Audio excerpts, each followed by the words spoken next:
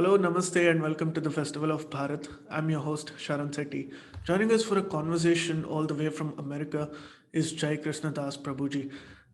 Jay Krishna ji, namaste, thank you so much, and a very warm welcome to the Festival of Bharat. Thank you so much for all the seva that you're doing to Dharma and to Bharat. Hey, Christian, namaste. Thank you for having me. This is definitely an honor and a privilege. Thank you. The honor is ours. Prabhu, let me begin by asking you what drew you towards Sanatana Dharma. So, it has been a long road to come to Sanatan Dharma. I started off as a Christian, and once I became a serious Christian, then I had a taste, ruchi, for more. And so I prayed, and then I went to Islam, and I became a Muslim. And then I did not lose the previous faith, but only it gained. And from there, I went to become a Buddhist, and from there, looking to Judaism, and from there going to the Ashtanga Yoga, the 8 limbs of yoga. So then getting to Samadhi, going to vegetarian restaurants and things of this sort, I had got this one book called the Bhagavad Gita. This one individual said, "Yeah, you should read this Bhagavad Gita." So I was reading the Bhagavad Gita. I was very little starter intro book. So then I returned back to college, and this yogi, disciple of Shivananda Saraswati, she was doing this program, and she took 100 freshmen from college, and I took it very seriously. The asanas, the yamas, niyamas, all these things like this, I took them very, very seriously. And she pointed me out. She said, "Come to my office. I have something for you." And then she gave me this very thick version, a big book of the Bhagavad Gita, and then she gave me some other sastra and things like this. So once I came back, this was in Maryland, and once I came back to Michigan, Detroit, this is all in the U.S., I returned back to that same place. I got the little Bhagavad Gita. And then he told me, he said, "You should go to this Hare Krishna temple, this ISKCON temple, downtown Detroit." So I went there. I started to associate with the devotees. I was at that time, somehow or another, I fell into being a devotee of Saraswati. And then I heard this one story of how Chaitanya Mahaprabhu had this debate with this Pandit. And this Pandit was blessed by Saraswati. And I was worshiping Saraswati until this devotee told me this story. And when Mahaprabhu came against this Pandit in this debate, he would never lose until he came to Chaitanya Mahaprabhu. And once he came to Chaitanya Mahaprabhu on this debate, he was utterly defeated easily. And later he prayed to Saraswati, and he was asking, why, how is it possible that I was able to lose any debate? And Saraswati told him, "How is it possible for you to win a debate? This is Bhagavan. This is God himself." So from there, I started to really understand this is Krishna. This is God. And from there, I came into Sanatan Dharma, understanding the purpose of this human life. And from there, then my guru, Diksha, things like this, and now here we are. Wonderful. That's a wonderful journey, and I hope you can inspire more and more people and inspire even Indians to become more dharmic for that matter. And I'm sure they are going to be after they watch your interview. Prabhu, for the uninitiated, how would you describe Sanatana Dharma, especially to our brothers and sisters in Europe and America for that matter, and even India for that matter? These days, the millennials are often very disconnected with Dharma. So, in the first shlok of the Shastakam, it talks about how finally is extinguishing the fires burning in the heart. So, how I describe this to an uninitiated uh, individual or karmi, I would describe it as the biggest relief possible. You compare it to what you think is happiness. Right now, many are sacrificing something to get this happiness. So once one comes into Sanatan Dharma, you can do the exact same things, really, as long as you follow the four regulative principles. This is very important. Uh, you can do the exact same things, but now you're doing them for Krishna. You're doing them for higher purpose, you see, versus doing it for yourself, sense gratification. This is where all miseries are coming from. So there's an illusion, Maya, there.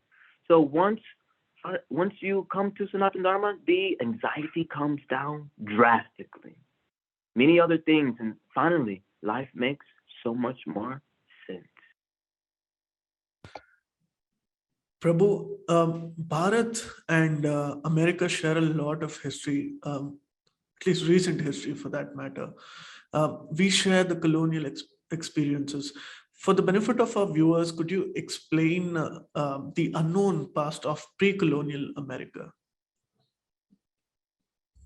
So previously in America, there were the Native Americans, and they are the how do you say? They are the originals, or they are the Indigenous tribes. indigenous, indigenous, the natives like this to this land, and they are a very spiritual people. And previously, also in India, before the colonization and things of this sort, they were much more also in a spiritual situation. So what's going on? What's going on here is this illusion, this Maya. So all this has taken place for a very good reason. Because without these things taking place, slavery and degeneration and all these type of things that really have infiltrated the say like the Native Americans, the Indians, and also in Bharat in India. So all this is being set for this Dhyana Kali Yuga. Because if everything was so nice, we would just be in a regular Kali Yuga. But because things are so bad, we have the association of Vrinjananda Sham Sundar Sri Krishna Chaitanya Mahaprabhu has come.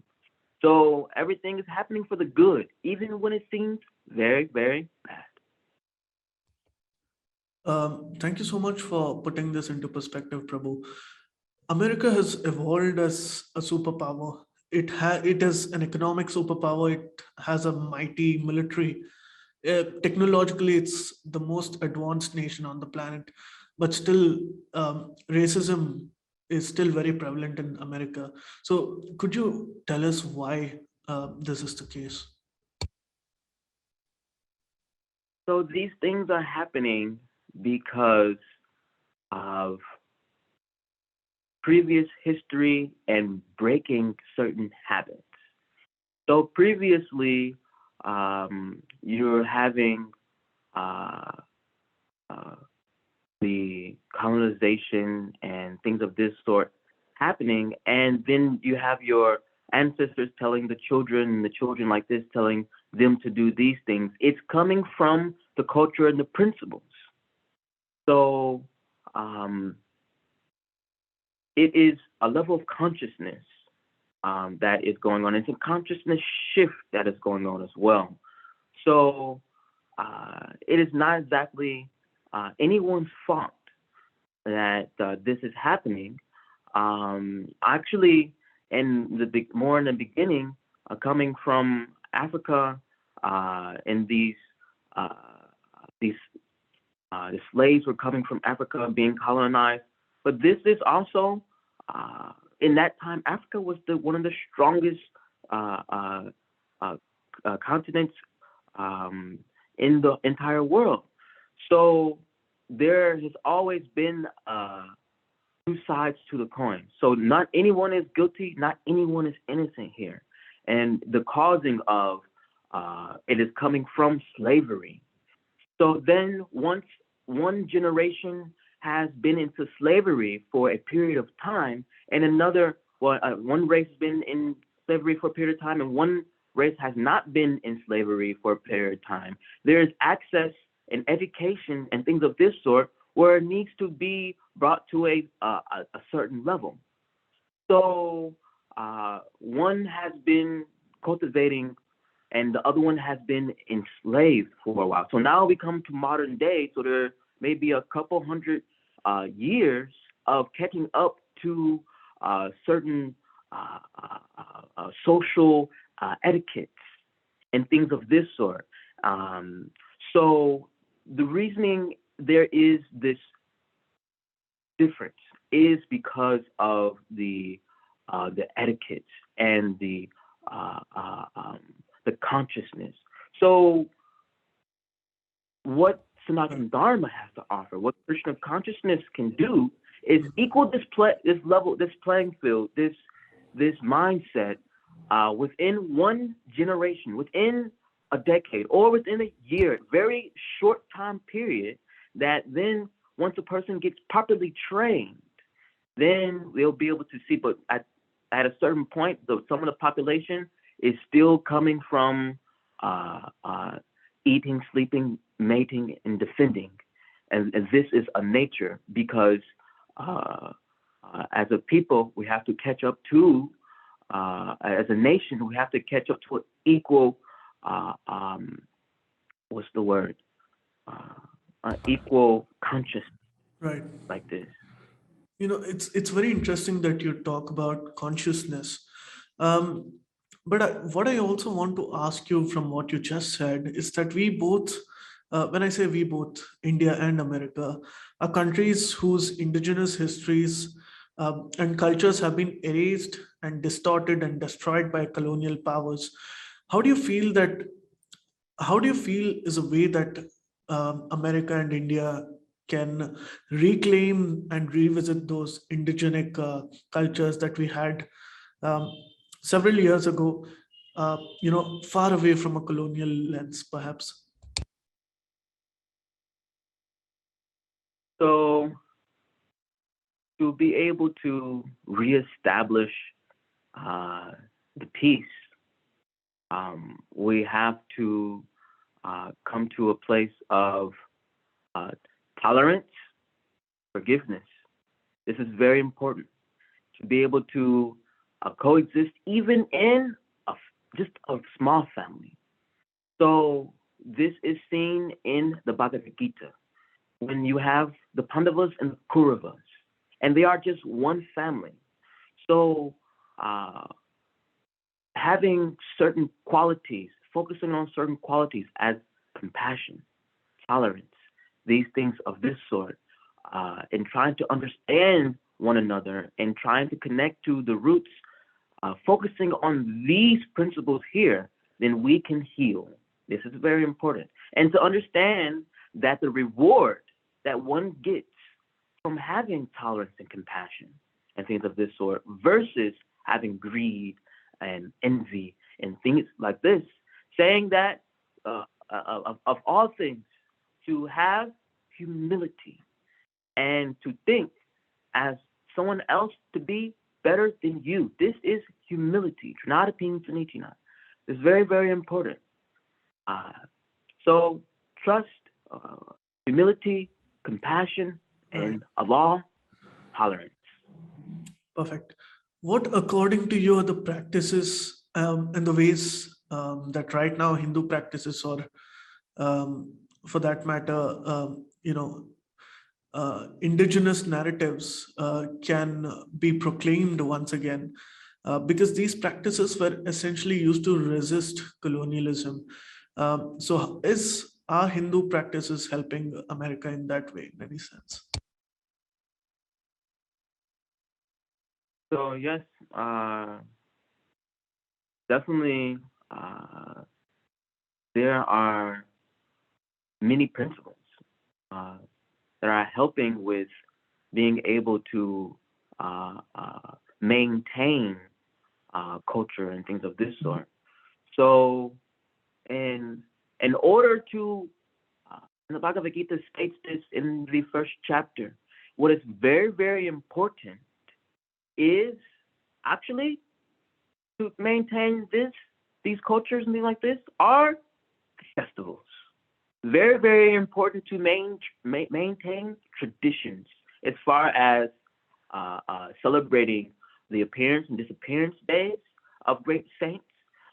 Very important to celebrate uh, the other festivals such as Diwali, and being sure to have family dinners and things of this sort. These things, upholding the tradition, are very, very important. And according to you, since you are now in the dharmic fold, what is the future for Hinduism in America? So in this Dhyana Kali Yuga, very, very important. We have 10,000 years of the golden age, and we are just 500 years within it.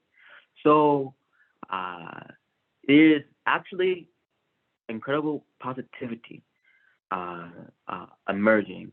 So Swami Maharaj, A.C. Bhaktivedanta Swami Prabhupada, he has come and he gave the masses a taste, a nice taste. Speaking of those who are still in non-dharmic and our karma is non-initiated, they still have some scholars of in the 70s, 80s, somebody was here and they did something with this Hare Krishna movement like this. So they have a taste of it. So now more and more we're trying to do Harinam, Sankirtan, and things of this sort. So once this is very, very thirsty, dehydrated. So once you have a sponge that's completely dry and you put some water on it, it absorbs it very quickly and easily. This is how they are. They're ready. Awesome. How do you think the teachings in Srimad Bhagavad Gita and the Gyan of Dharma as a whole, for that matter, can make this world a better place, Prabhu? Yes. So being able to have a common ground is extraordinarily important. If one person is saying, this is right, you're wrong, this is right, you're wrong, like this, then it'll be very difficult. And the tolerance has to be at such a high level that it's not reasonable. But if we introduce this to the whole world and saying, hey, this is the regulative principle here. You know, this is the common ground. This is one thing that the community of bhaktas, practitioners of bhakti yoga, have is if anything goes wrong and a person starts to have some manipulation of the mind, we can easily say, here, look at this shastra here. This is what we should do. This is proper. So this is what it can bring to the world. It can bring equal ground, proper morals, what is right and what is wrong. This is very important. This is what it can bring. Thank you so much for those inspiring words. In fact, a lot of our young audience who may be watching this interview, what would your message to that particular audience be? Especially because we see a lot of disconnect with Dharma, especially the youngsters, right? What would your message about Dharma be, especially about reassessing the majesty of Dharma, the science, the compassion, and wisdom for that matter? Yes. So I am 29 years old. You know, I am still in my 20s. You know, barely. But so one thing that many are saying, some are saying, is it's no need to. There's no need to be so spiritual now. You can become spiritual later in life. Have fun, party right now. But the truth of the matter is, you will be entangled. The next thing you know, now you have this nice girl, you nice boyfriend, nice girlfriend like this. Maybe you exactly were not planning on having a family at this time, but having a nice girlfriend, boyfriend. Then you have baby, and now you have to go get job, and now job gives you problems. Now you have bills, and so if you do these things way before you are trained, which there is a stage, the brahmachari stage, and then going to proper grahastha ashram like this. Doing this properly, then you'll situate yourself in your life to actually be successful. Because if you go into the mundane life and for sense gratification, and you go deep into it young, you'll become entangled. And next thing you think in your mind, you'll be in association with these other entangled individuals, and they'll say, hey, you know what? All you need actually is just $100,000, and then everything will be solved. But no. Then comes more problem, more problem, more problem, and then next thing you know, you're old and 70 if you make it there. And you say, okay, but now your memory is not so good. Now your body is not so good. So Krishna is very merciful. But however, it's best to start to practice now so you do not entangle your life very deeply so you cannot come out, or you come out with many scars and wounds. Wonderfully said. In fact, there are a lot of youngsters who want to be westernized or who are westernized for that matter, especially in India. They go to the best English schools and they watch all sorts of Hollywood movies. And that's the culture that's prevalent in urban India for that matter. And it's seeping into rural India as well. And rural India is generally perhaps more dharmic than the rest of India. Um, and you are such an exception, and there are a handful of people, and there are many people like you who are coming up right now who are embracing dharma, who are moving away from the worldly pleasures of the Americanization of culture, perhaps so to speak. So why would somebody what would be the strongest reason for somebody to embrace dharma according to you? And I think your perspective matters a lot, because if you can convince them, then I think you're doing a huge help to dharma.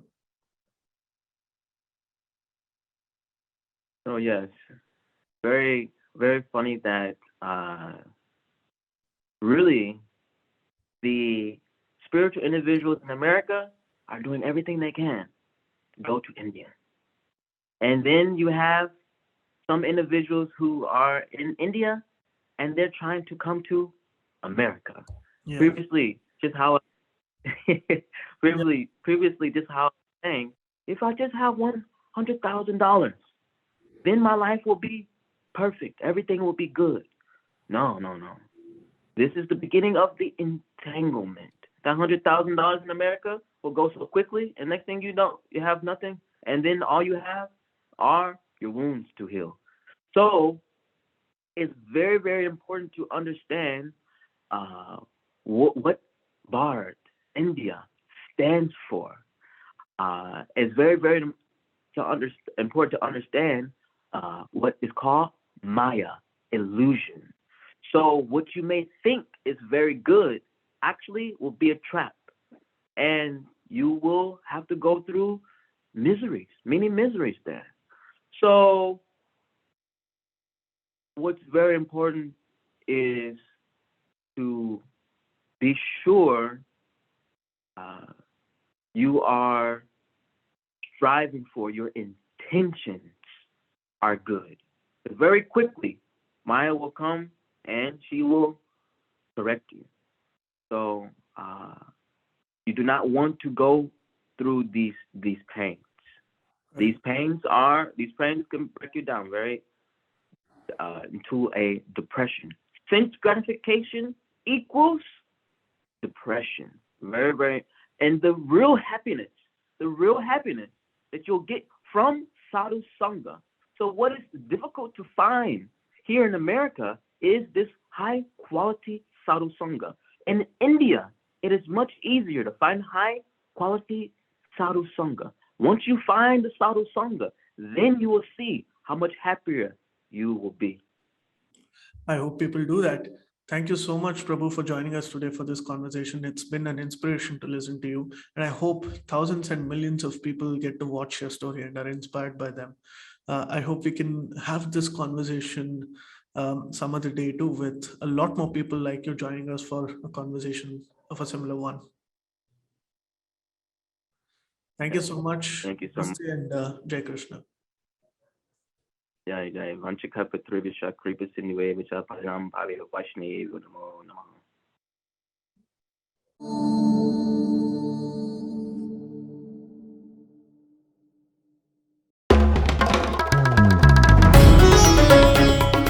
Namaste. We hope you enjoyed this Citti Media content. Please remember to subscribe to us and switch on the notifications for this channel. For our other social media links, more content, and to support our work, please visit citti.net. Dhanyavad.